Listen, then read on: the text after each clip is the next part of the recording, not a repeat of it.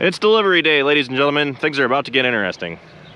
So we've got a semi about to pull into the driveway that's gonna pick something up that's here, and it's gonna drop 2 more things off. Hopefully he doesn't get hung up on the driveway. We were just getting a little concerned about that.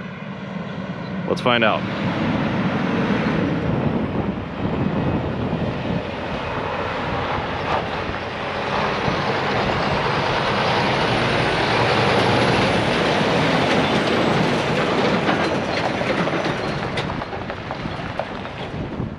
Not a problem.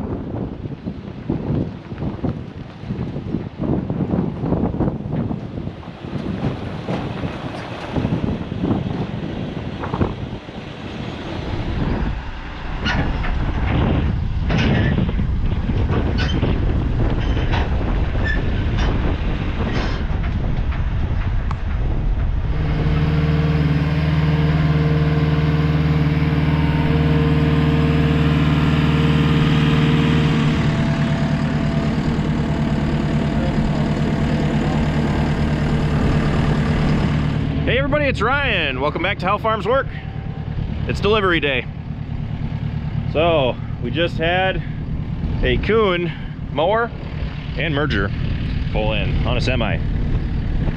So you recognize Ben over here. He's coordinating the whole thing today of dropping these off for us. So we've got these 2 for the summer, and we're going to be using them around the farm here to mow the ryegrass as well as our farm hay. I might take it down and help Travis mow some of the valley down there. Some of you have been watching Travis's videos will know that he's been fixing up the John Deere mower because he picked up the valley farm, and there's a lot of hay that needs to be made down there. So we're unloading it right now. We had to bring the JCB out from my place because they had to put the tongue up on the step deck on the lowboy. So he's gonna pull it out from underneath, and we're gonna set it down, pull it off, pull the mower off the 76, and pull the merger off. We've got the seat drill up, hooked onto the 4640. We're gonna back that on, and they're gonna be taking that home today.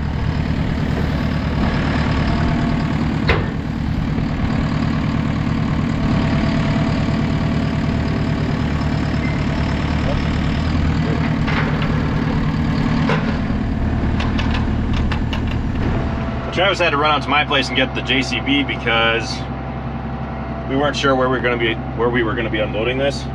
We weren't sure if they wanted to bring the lowboy up over the driveway, and the lowboy can clear the driveway, but we were thinking about unloading it out closer to my place, which is why we didn't bring it out until they got here and they were sure that they could get into the driveway.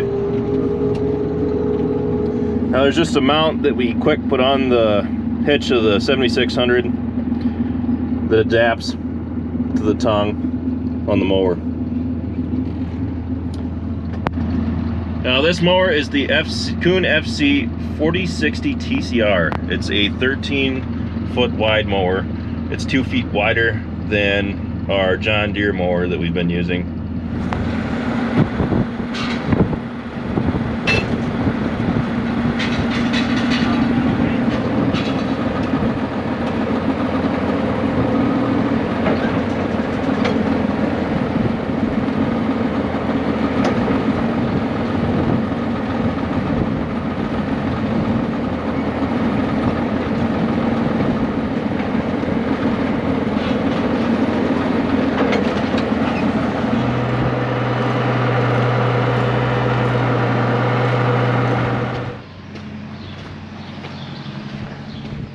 Looks like a nice mower. Now Ben said that this mower has been previously used, so it should be set up right.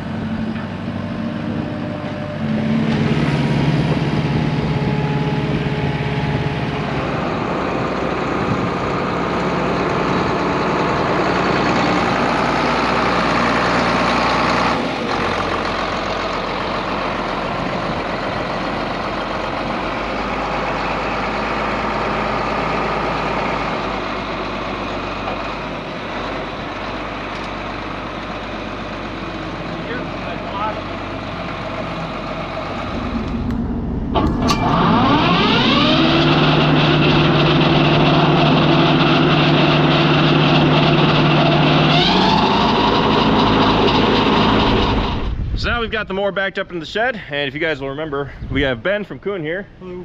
He's gonna give us a little walk around on the mower first, since we've got it up here in the shed, and then we'll do a quick walk around in the merger as well.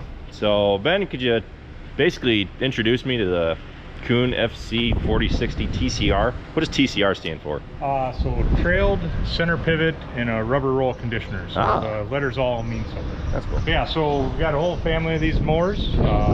They all have some common features that we can kind of go through. The first thing is up front here, the Gyrodyne swivel hitch is something exclusive to KUHN mowers, so it maintains the drive line coming in straight, and then all the pivoting and any changes in terrain are handled by all the motion of the gearbox there. You can get that on a drawbar, or if you just want to hook it to the 2-point links, it works that way too. Yep. Going back to the mower, this is 4060. 40, that actually stands for the working width in meters, so it's 4 meters wide, or 13 feet for those of us in the US. Okay. And it's got the KUHN OptiDisc cutter bar in it. And KUHN was the first company to really commercialize a disc mower. And one of the neat things about the OptiDisc is it actually has differential disc spacing. So the discs aren't all the same distance apart across the cutter bar. There's a wider spot where they come together, so there's room for crop to flow through, and then a little narrower where they go apart, so you get a little bit more blade overlap and a better cutoff. It also has a fast fit on this, so we got the little tool. You can change the knives real quick and easy. You don't got to unbolt anything, so that really reduces a lot of the maintenance time that you got to put into keeping everything sharp and cutting well. Hey, show me that, and you could probably easily change the knives in half the time that you could on our John Deere. Yeah, probably. That's cool. Probably less than half. Main drive gearbox comes in here. The drives are all over here on this side. Like I said, this has got the Diamond Brock rubber roll in it, and it's the only rubber roll conditioner designed for a disc mower, because most everyone's going to have a straight bar or chevron tread. This has different diamond kind of shapes on the blocks. That way when you cut with a disc mower, it's not like a sickle bar and a reel where everything lays down and feeds in straight. If it comes at an angle, you'll still make sure that it gets a crimp going through the conditioner to help with dry down. Okay. For this one, we've also put on the widespread kit, and you said you wanted to lay the crop out as wide as possible. So right here we've got the option to do that. So on one side we've got these fins, so as the crop comes off the rolls, that helps spread everything back out wide. Or if you don't want to spread wide, you can flip it the other way. Whoops, the other way. And then you can use it like a normal one to make a windrow if you want. Okay. And the reason that we asked for this widespread kit is because we've had issues with dry down in the past, and considering that this is now a 13-foot mower compared to the 11-foot that we're used to, pretty much for us, for first crop, the wider that we can get that windrow, the better, because that equates to faster dry down time. Yeah, and then there's torsion bar suspension for the header back here. So these two bolts here adjust how much torsion is on that bar.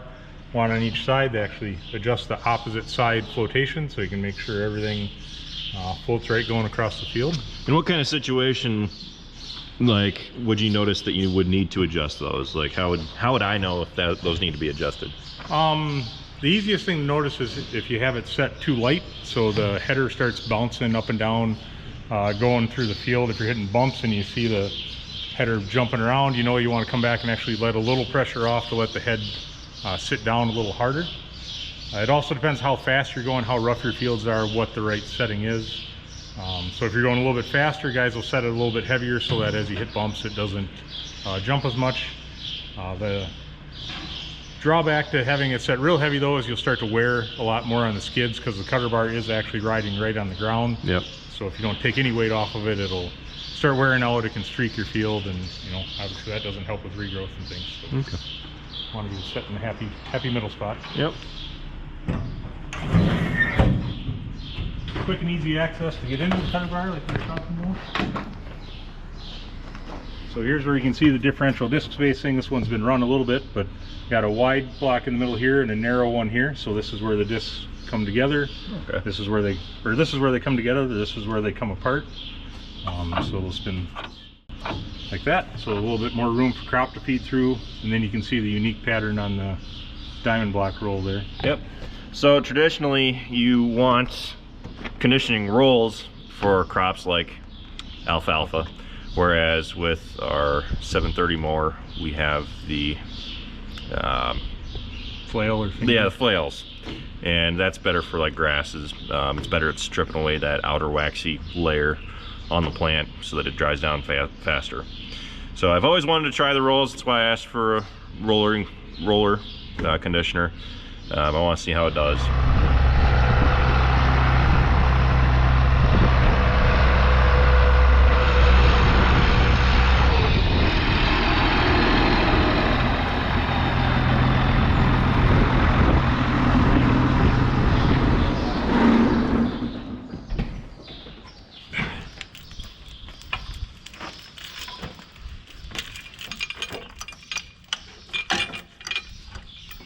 To the head. It's got a regular lock on it. Nope.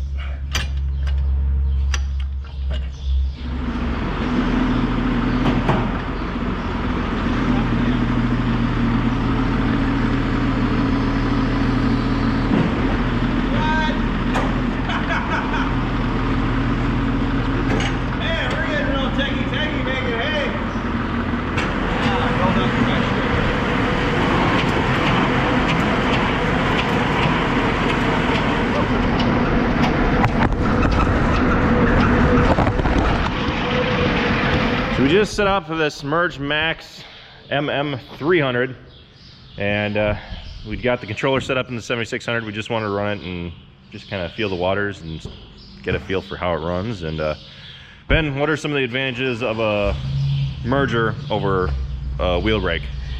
Yeah, so the big thing with a merger is you're actually picking the crop up and moving it on a conveyor belt, compared to a wheel rake or a rotary rake where you're more moving the crop across the ground.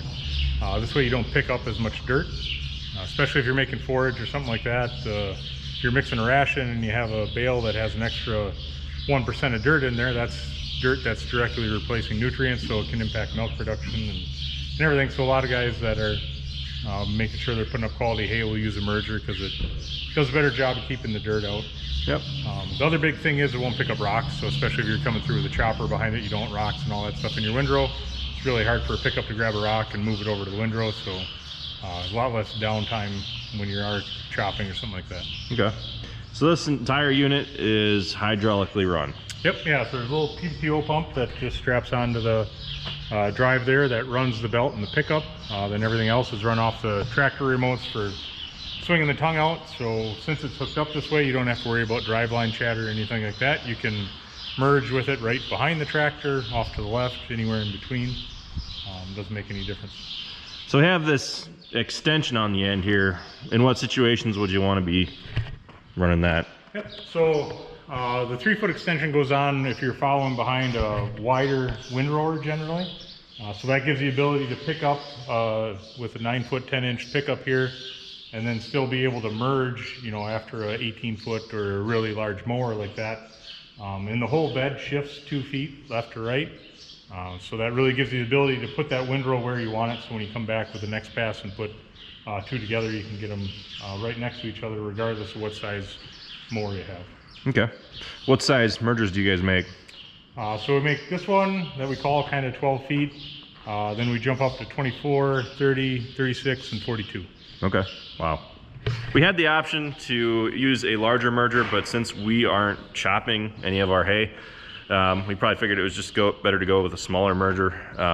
I've always wanted to try a merger because we've never had one. I've heard really good things about them, so it'll be interesting to take it out here, especially for this first crop that's usually more heavy, and used out in some of the heavier stuff. Well, one of the big things on all the KUHN mergers is we do have a wind guard over the pickup. Yep.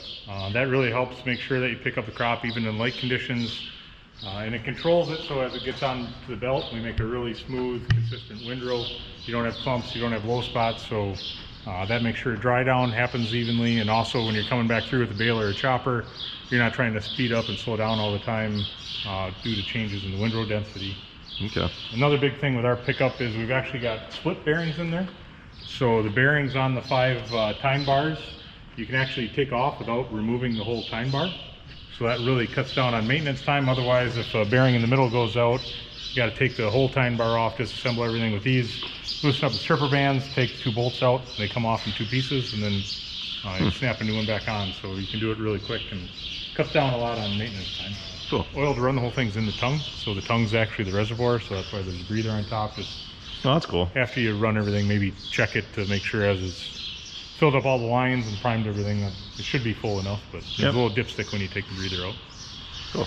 All right, well, I'm really looking forward to using this. We're gonna back her in the shed until it's time to start cutting hay. We were actually hoping that we could today, but we had a ton of rain yesterday, and that's keeping us out of the field until it gets just a little bit more dry.